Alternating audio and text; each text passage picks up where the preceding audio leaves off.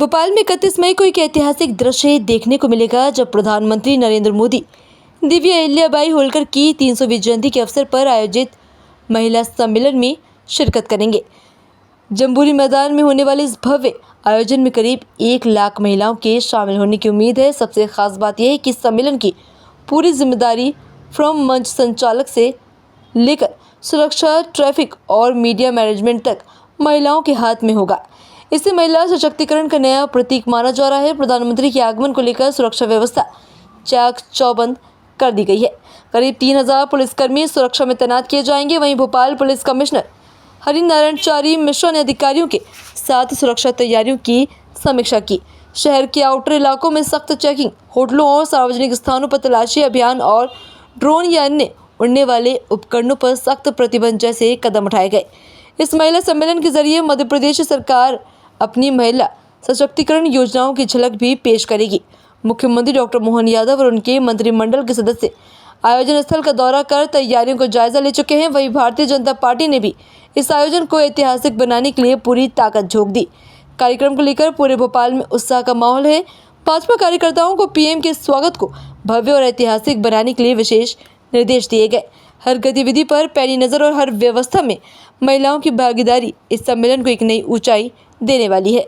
Visit को लेकर क्या तैयारियां की जा रही है, कितना सुरक्षा बल तैनात किया जा रहा है?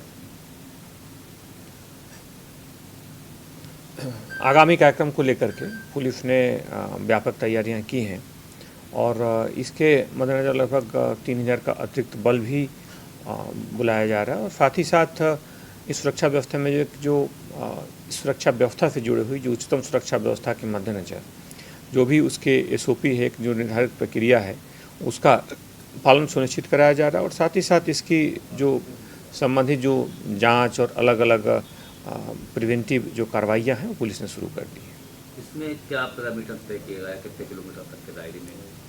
इसमें जब कभी भी विशिष्ट सुरक्षा प्राप्त व्यक्ति का इस तरह के सुरक्षा से जुड़े जो मुद्दे होते हैं उसमें एक निर्धारित प्रक्रिया के अनुसार जो महत्वपूर्ण संवेदनशील स्थानों की जांच, खासतौर पे बाहर से ऐसे शहरों में हम जानते हैं कि जो वाल जैसे शहर में लाखों की संख्या में फ्लोटिंग पॉपुलेशन जो प्रतिदिन दूसरे शहरों से आती है, बहुत सारे लोगों का, तो इन सारे बिंदुओं को ध्यान में रखते हुए पुलिस की पूरी जांच की जाती है और पुलिस की जो SOP है इन बिंदुओं के इर्द गिर्द केंद्रित होती है। इसमें ड्रोन कैमरा वगैरह प्रतिबंध उसके लिए एक निर्धारित प्रक्रिया है जिसका पालन सुनिश्चित किया जाता है और इन्हें प्रतिबंधित किया जाता है। महिलाओं को लेकर भी कहा जा रहा है कि महिलाओं का सुरक्षा की कामना, चूँकि ये पूरा जो कार्यक्रम है महिला सशक्तिकरण को केंद्रित रख करके किया गया है। इसमें महिलाओं की सशक्तिकरण को केंद्र में रखकर ही कार्यक्रम का पूरा ताना बाना है। इसलिए इसमें सुरक्षा व्यवस्था के मद्देनजर भी महिलाओं की महत्वपूर्ण भूमिका होगी और कई महत्वपूर्ण जगहों पर महिलाओं के हाथ में कमान होगी और महत्वपूर्ण सुरक्षा की जिम्मेदारी भी होगी।